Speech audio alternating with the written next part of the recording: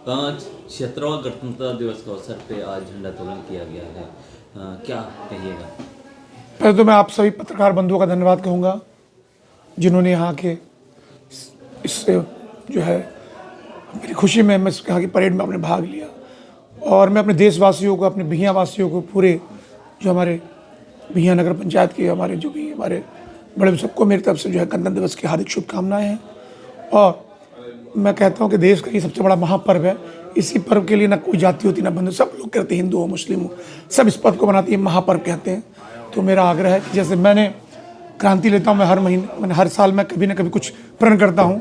इस बार भी कुछ नया प्रण किया है अपने बिहियाँ वासियों के लिए कि प्रण की पिछली दफ़ा 2 सालों में हमने साफ सफाई के बाद जो है योजनाओं पर ध्यान दिया था। इस बार मेरा टारगेट है कि कुछ विकासशील, जिस तरीके से यहाँ स्पोर्ट्स होते हैं, स्पोर्ट्स क्लब होते हैं, स्मार्ट भवन जैसे होते हैं, बहुत जगह पे अभी शौचालय की समस्या है।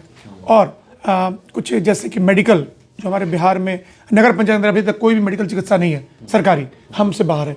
तो मेरा प्रयास है कि गाइडलाइन के अनुसार हम चिकित्सा की व्यवस्था करें बिहियाँ वासियों के लिए, जो कि रात में अगर दिन में कोई परेशानी उनको हो तो यहाँ हमारे नगर पंचायत अंदर उनको है चिकित्सा मिल पाए तुरंत, जिससे कि वो उनकी जो जान बचाई जा सके।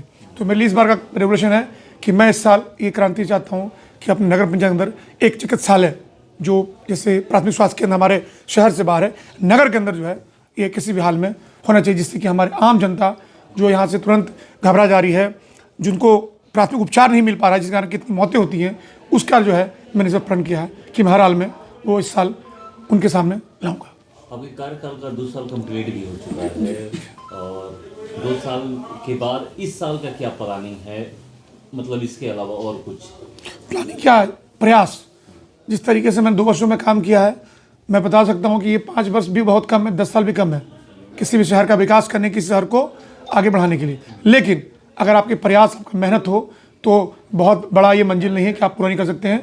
अपनी मेहनत, अपने ईमानदारी के साथ अगर आप काम करें तो कोई भी ऐसा नहीं विकास काम कि बहुत जल्द नहीं पूरा हो। तो मेरा प्रयास है कि मैं अपने 5 वर्षों कार्य में जहाँ तक जाऊँ, जहाँ तक मैं लोगों की समस्याओं को दूर कर पाऊँ, 5 सालों के अंदर ही, अगला 5 साल तो जो भी है, लेकिन इस 5 साल के लिए मैंने प्रण किया कि मैं जनता के हर जगह जहाँ से समस्याओं को दूर कर पाऊँ।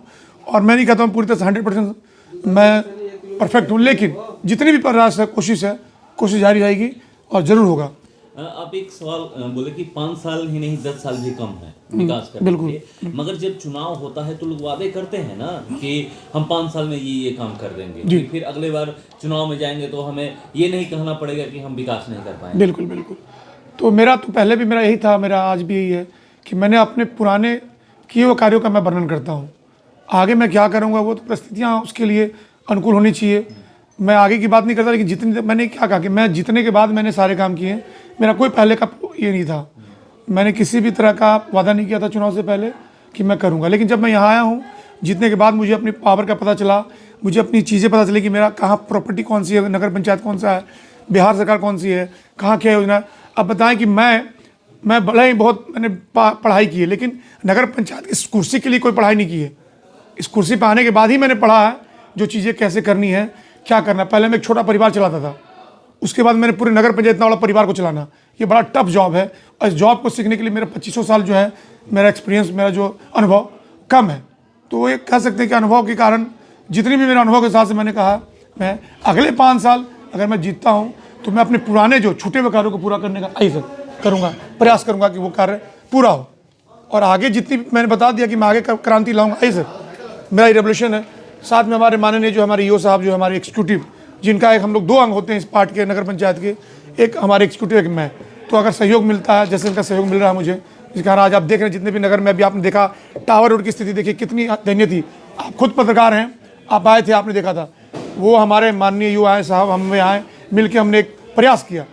तो प्रयास करेंगे, बिल्कुल करेंगे नगर के प्रयास। और मैं आपके माध्यम से कहता हूँ, जिनको भी कोई समस्या हो, जनता दरबार हमारा लगता है 1 महीने के पहले सप्ताह में सोमवार को। तो जितने भी हमारे, अगर जिनको लगता है कि नगर में कोई काम की उनकी परेशानी हो, जनता दरबार अपनी बातों को रखेंगे, निश्चित तौर पर उनकी परेशानी सुना जाएगा। और बाकी जो भी समस्या है, हमारा 24/7 नंबर खुला हुआ है। और एक तो बहुत ही दुखद है, हमारे माननीय अभी जो जिस तरीके की माहौल बनी है, हमारे फुटकार दुकानदारों की जो आगने का आगजनी हुई है, उससे हमारे जो नगर पंचायत बहुत आहत है, दुखी हैं हम लोग।